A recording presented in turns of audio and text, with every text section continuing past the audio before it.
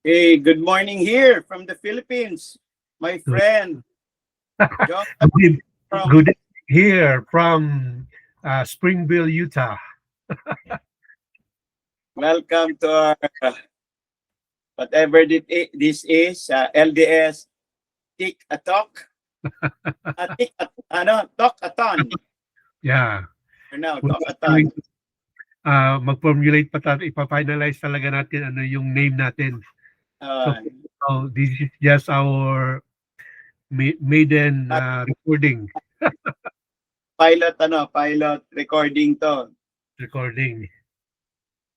So, kumusta? You just had your Halloween there, John. Yeah, grabing Halloween dire.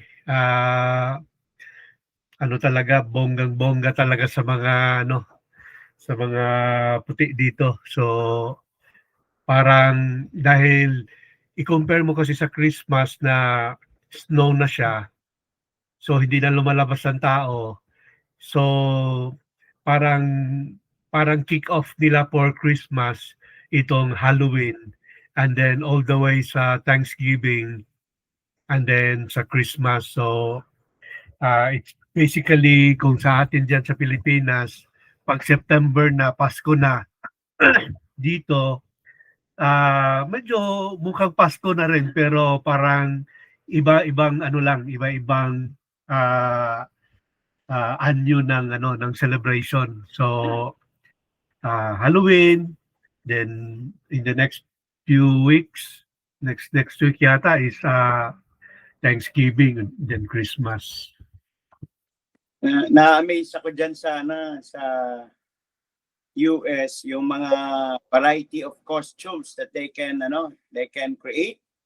Mga Mhm. costumes sila, ang gaganda. Like dito sa Philippines, kumisan pagka merong mga Christmas party na, we have our own share of Halloween celebration here. Yung mga schools, nagpapa-costume ng mga bata. Karamihan, Spider-Man. Ayan, ang dami Spider-Man, Superman. Pero dyan, variety talaga. Iba-iba. Oo. So ano ang ano mo diyan, thoughts mo or comments mo sa as Latter-day Saints na nag-celebrate ng Halloween? Ang church kasi, as I have observed, we do not of course we stand up for what is right and true. Pero pagka yung mga ganyang festivals, kung ano yung kasayahan lang, wholesome celebration, as a church member, we do not parang KJ ba, hindi tayo KJ ba, di ba? So, Yeah. yung mga dyan sa US siguro, when they were still very young, they already celebrate so bakit tayo mag-go against that? Wala namang harm, no? Yeah. Parang naman sa atin naman, ever since we have believed other monsters, pero alam naman natin katang isip yan hindi naman tayo naniniwala so Yeah. yan sa parents Parang wala din ako nakitang parang restriction sa or sa General Handbook of Instruction natin, eh. So, it's probably like, uh, you can celebrate your own, the way how you want it. So, para sigurong hindi tayo masyado diyan ba. Tama yung sabi mo, parang depende sa lugar o depende paano nila i-celebrate yung araw na yon, no, na hindi ka rin KJ ba na porque Latter-day Saint tayo parang okay, iba kayo, iba kami, uh, parang ganun. wala tayong ganun kasi tapos just like for example, one concrete example, yung Christmas, di ba? Alam natin yung birth of Christ is April 6. Yeah. Doctrine and Covenants, yan ang dyan ni-record, di ba? Pero walang ang church or ang Lord, no, walang revelation na to go against the parang universal celebration of December 25, di ba? Maganda, okay yung insights mo yan na same with Christmas, hindi naman talaga tunay na Christmas 'yan. Pero yet, as Latter-day Saints, we adhere or we incline to celebrate with our Christian brothers and sisters. So same thing with probably like the Thanksgiving and Halloween or whatever in between that period. Sabay tayo, no?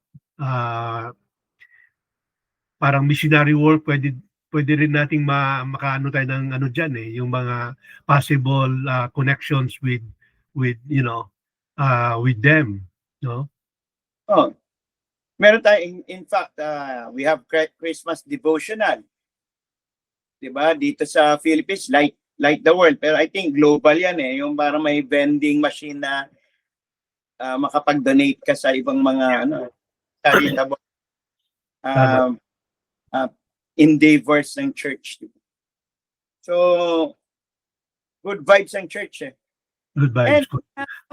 And that even the Lord does not mind kasi or gawa na siya ng revelation sa mga prophets na wag dapat sa April 6 kayo mag-celebrate, wag sa December 25. So ibig sabihin, the Lord is flexible on that matter din, biri mo. Celebrate yung birthday mo doon sa time na hindi mo month, like ako March ang birthday ko kung celebrate ng other day, I would probably be Pero John, going back to Halloween, medyo uncomfortable lang ako na there was a time na na-witness ko nagkaroon ng parang horror booth sa chapel. Spooky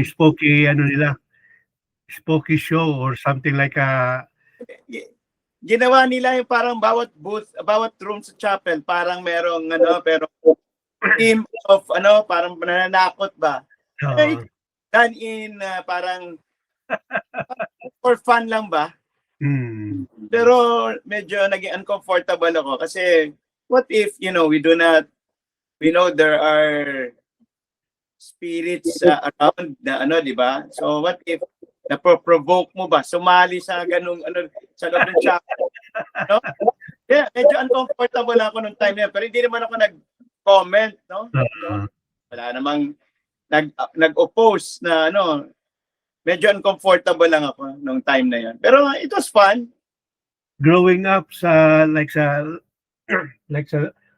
Davao, na remember ko na ang mga mismong missionary American elders ang nag-introduce yun sa amin na pinaghandaan talaga na event yan.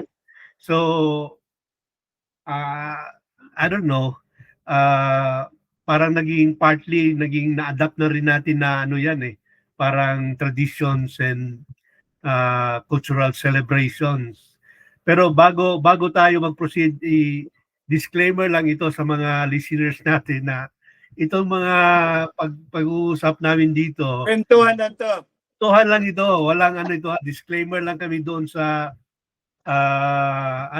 kasi ang views namin is expressed in this video are entirely an opinion of our creator namin nito ng podcast namin, and do not necessarily reflect any official endorsement or position of the Church of Jesus Christ of Latter-day Saints.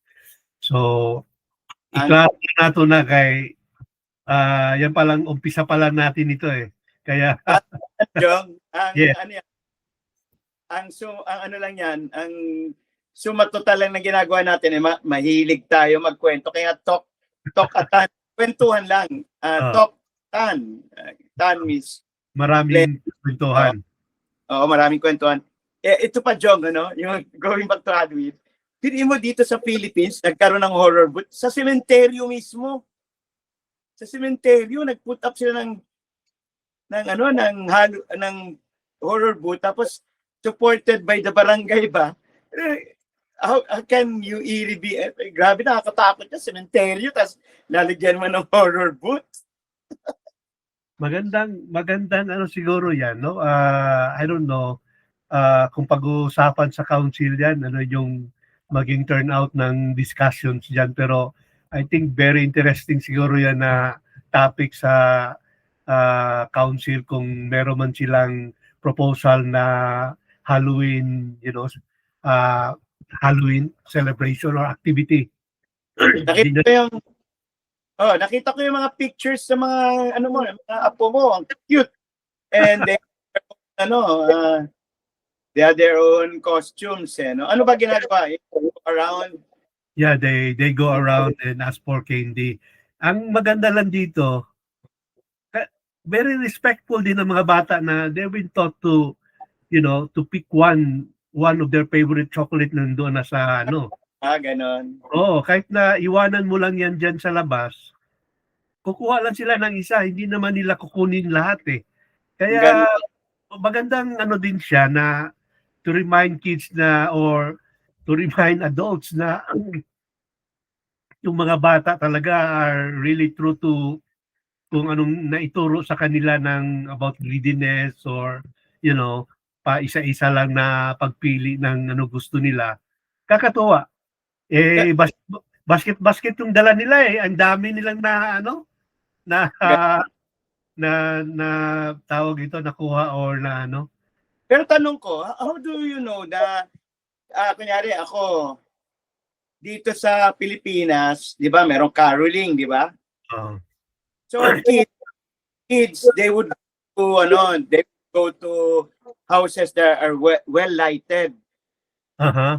'Di ba? So yan ang come on ng mga kids. Pagka well lighted ang bahay mo, that is an indication that you welcome carolers. Uh-huh. The spirit of Christmas eh. How about sa Halloween? Meron silang mga decoration, no?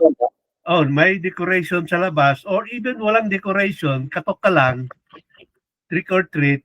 Talaga? Oh, may kahit pa paano may maibibigay pa rin yung ano eh. Parang natutuwa din ang mga tao dito na kids will come to their place and ask for candies. So it's a big deal talaga na parang pangbata talaga na celebration.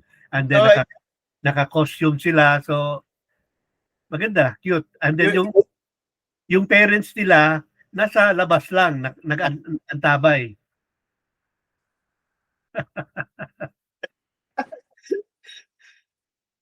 yung So, ano ko, yung sa Pilipinas meron na rin.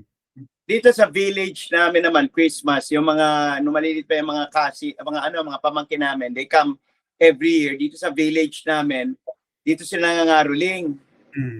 Tapos pag merong handaan, yan, may party, doon sila kakanta. Alam mo, ang mga, during that time, malaki na yung mga 1,000 plus na makukuha mo sa caroling eh. Pero pera ang binibigay. So, somewhat the same lang yung yung different lang ang dimension ng activity pero yung substance na naghihingi ka sa sa may bahay, ganoon din.